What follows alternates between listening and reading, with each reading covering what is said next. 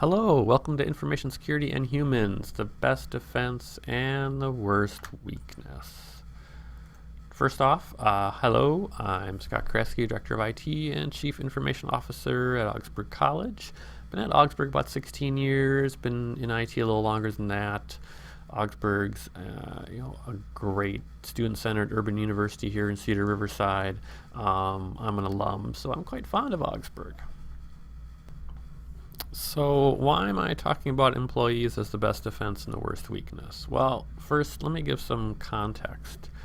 For years, organizations have focused on creating a really good wall around their IT infrastructure. This is like what you hear about firewall and other kinds of systems that have to be put in place to create that wall of protection. But the problem is you can have a really solid wall, but if someone gives away their keys, then someone can get in. And so this great first line of defense is essentially taken down.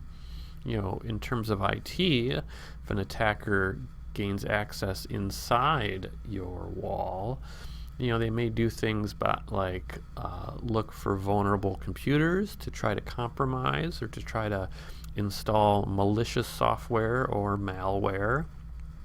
Some examples of malware is software that just sits there silently capturing data and sending it out to the attacker who's outside. This is one example of a breach, which we hear about a lot in the news around retailers, and especially their point of sale systems like the cash registers that get malware on them and then start capturing card data. So, these days, really everyone, you really have to have a solid wall to even operate. That's kind of a given. But that's why the target these days typically is not the wall itself, but those who are inside. So how do you target those that are inside your wall? Well, it's about tricking people. You may have heard of phishing. Phishing is a form of social engineering where it's an email that's sent to you and it's trying to trick you in potentially giving up your personal information or your login information. I have a couple examples here. They usually convey a sense of urgency, that you're going to lose access to something, you need to update info. They usually have a link that takes you to a website that then tries to get that info from you. Sometimes websites look realistic, sometimes not so much. And in the past, the goal was to get your login info so that they could send out thousands of more emails like the one you got over and over. Sometimes it was spam. Sometimes they would send out emails with malicious software attachments. But that's changing these days. And that's what spear phishing is. So spear phishing is a very targeted phishing attack that is often fairly smart and has some thought behind it. These days spear phishing attacks are trying to get login info to actually get at money. And so we're seeing more of the people in the C-suite getting targeted with emails that are trying to get their login info. Maybe it's an email that looks like it's from like your CEO asking your CFO to do a bank transfer, or maybe it's an email that appears to be from the CEO asking the head of HR for W-2s. Again, it sounds urgent. These are targeting the right people. And so, all those kind of red flags come to mind. Urgency. Sometimes they have bad spelling, sometimes not. Sometimes they sound kind of generic or a little bit off. You can often look at the from address as a red flag, but it's not a guarantee because the from address can be faked. Just like postal mail, I could mail you a letter and put the White House as a return address. But if you look at that letter, you look at the postmark, the postmark would be from Minneapolis, so it's probably not really from the White House then. So that should make you suspicious. So with any of these emails, if there's anything that seems off or odd, it should raise a red flag and make you really doubt that it's true. I just wanted to share with you 2 examples of some fake websites that we've encountered here. The one on the left is a fairly good looking fake IRS website that was part of a phishing attack that was trying to get info from people. Again, always look at the web address or the URL at the top. That should be kind of an indicator that it's not the IRS. The one on the right is just a Google form that is, really kind of bad looking, but that actually fooled some of our people, and they did enter their password. A couple people did there, even though the Google form says never submit passwords through Google Forms. So I just want to talk briefly kind of about the trends. These are some numbers from the Symantec Internet Security Threat Report that I tend to look at once a year. They do a lot of aggregation of data as to what's going on.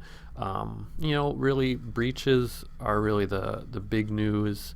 When you look at the number of identities that are exposed each year, according to these numbers, it's in the millions per year, which is just staggering and just really unbelievable almost, just all this that's going on.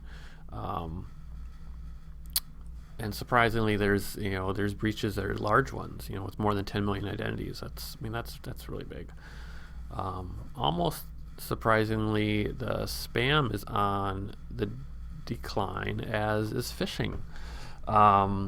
And like I mentioned, phishing's getting more targeted, more focused, and also on the plus side, phishing emails are getting caught by spam filters a lot more as the spam filters have gotten better. So that's good. But the attackers aren't going away. They just keep changing their tactics, how they're trying to trick people. The latest trend that you may have seen in the news a little bit is crypto ransomware. Where an email, again, it tricks the person somehow through social engineering into downloading and running a file. Please don't ever download and run a file that you get from an email that you don't recognize. These crypto ransomware applications, once they get installed, they will encrypt your hard drive and then lock you out. And the only way you can then get at your hard drive is to pay them money, and then they will unlock it. And that's really awful because encryption software is a great thing to use to protect your data, but when it's used against you, it's really bad. So that's a new threat that's happening. So just to end, hopefully on a positive note, this can be quite daunting when you look at all these threats that are out there. But this is where, the humans as the best defense come into play, because the best thing you can do is educate yourself and your employees to always be skeptical. Don't rush. Pay attention to where you log in. If an email seems strange, it probably is strange, and maybe call the person and just ask them, did you send this? It's sometimes you just can't fully trust email with those phishing emails and the ability to spoof the from address. So a lot of organizations these days, this is an example of what we've done here at Augsburg. We'll do little e-learning training courses for employees. Some organizations are requiring them, which is great. There's curriculums that exist that places can buy that are out there. And you just educate people. And so once people are educated, that really is what makes them the best defense.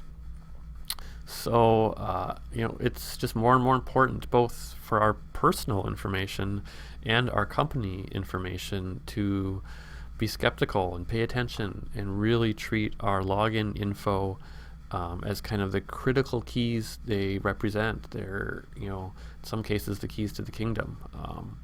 So it's really important to protect that. So thanks for listening. Hope you learned a few things.